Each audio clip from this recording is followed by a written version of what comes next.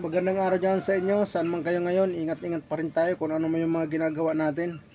Yun mga brothers, papakita ko pala sa inyo yung pangalawa natin na pula na nanalo, kapatid ng linaban namin sa Pasay. Yun ito mga brothers, pero bago yan, hingi lang sana ako sa inyo ng kunting pabor, pag-subscribe man po at like, share, comment para kung sakaling may bago tayong upload, updated kayo lagi. Ito mga brothers oh. Nanalo to sa may Malanday mga katrabaders, kasama yung gold. Kaso yung gold nahuli lang talaga, nalaban mga 5:30 na yung nalaban yung gold. Hapon na.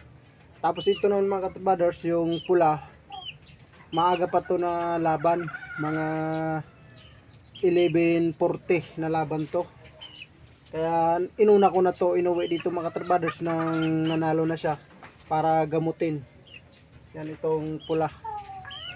May hiwa sa daliri. Yung maliit lang na daliri, hindi naman siya nabalda. Yan.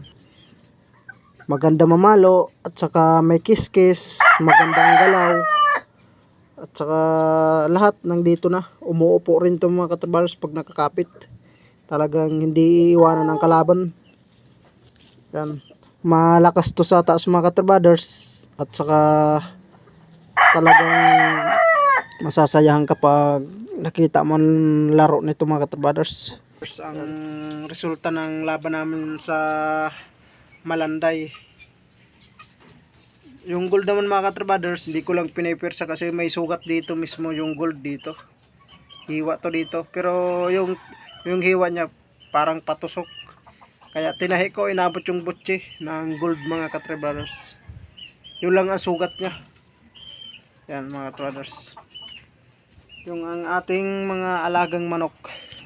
Pag maganda mga katrabaders yung alaga natin sa ating mga manok, maganda rin yung pinapakita sa atin ng mga panalo mga katrabaders.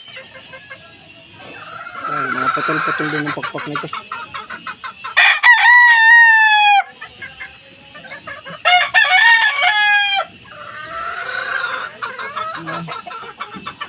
Yan dyan ang sugat niya. Hiwa yung papunta doon.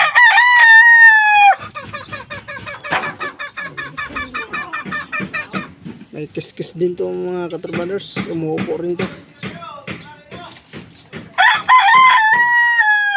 Ano pa natin? Yun na natin mga unang palahi mga katrabaders. Yun ang kapatid dyan na linaban namin sa Pasay. Yan.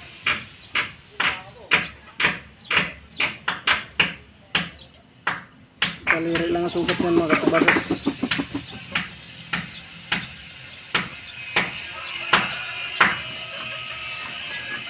Ganda. Ganda mga katrabaders ng manok. Talagang hindi ka mapapahiya. Ayan. Hanggang dito na lang muna tayo mga katrabaders. Thank you so much sa inyo dyan panonood.